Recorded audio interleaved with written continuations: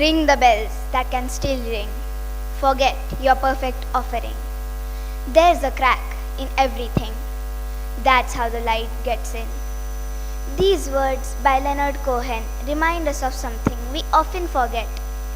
We live in a world that worships perfection.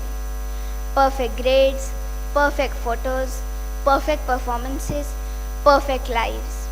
But today, I'm here to challenge that idea. Because maybe perfection isn't the goal. Maybe the crack, the mistake, the failure, the weakness is actually where growth begins. Good afternoon, everyone. I'm Prisha, and today I want to talk about cracks. Not cracks in walls, not cracks in screens, but the cracks in us. Let me take you to a moment most of us know. You study hard, you prepare, you feel confident, and then the result comes. It's not what you expected. That sinking feeling, that's a crack. Or maybe it's not just about marks. Maybe it's being mocked for your accent, being called too sensitive, being told you're not good enough. Cracks don't always shout. Sometimes they whisper, "You're not enough." In Tare Zameen Par, Ishan wasn't broken. He was creative. He was different. But constant labels, lazy, careless, failure, created cracks in his confidence. And when cracks are filled with doubt, they can feel like endings. In the pursuit of happiness, a young boy is told he may never be good at basketball. His father replies, "Don't ever let somebody tell you you cannot do something." And that moment is powerful because rejection feels like a crack, and cracks hurt. They shake your belief.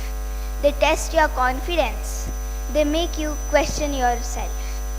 Cracks can make us feel small, but here's the truth we rarely talk about. Cracks force growth. Pressure creates diamonds. Muscles grow when they tear. Seeds must split open before they bloom. Nothing ever transforms without first cracking. The same crack that might feel like a breakdown may actually be a breakthrough. Albert Einstein struggled in school. A teacher once said he would never amount to much. That criticism could have ended his story. Instead, it became the crack that fueled his curiosity. Malala Yousafzai was attacked for speaking up. What was meant to silence her amplified her voice across the world. Michael Phelps was diagnosed with ADHD. The supposed weakness became the energy that made him the most decorated Olympian in history. The flaw became the 23 Olympic gold medals. The crack wasn't the end, it was direction. There was a time when I was afraid of public speaking. I worried about forgetting my lines. I worried about making mistakes. I worried about not sounding perfect. Because cracks felt like proof that I wasn't good enough. But then I realized something important. Perfection impresses, honesty connects. The cracks in my confidence didn't stop me. It pushed me to practice harder, to speak more sincerely, to stand here today.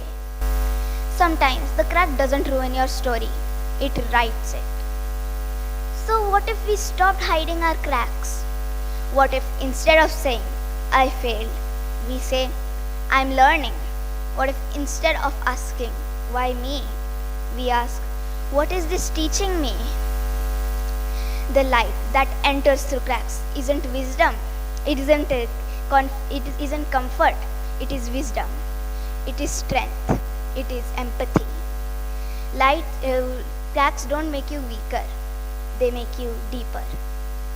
So here's what I want you to remember. You are not damaged by your cracks. You are developed by them. Perfect is safe. Growth is brave. Light doesn't enter through flawless walls, it enters through openings. So don't hide your cracks, don't erase your scars, because the place where you feel the most imperfect may be the exact place where your light begins. There's a crack in everything. That's how the light gets in.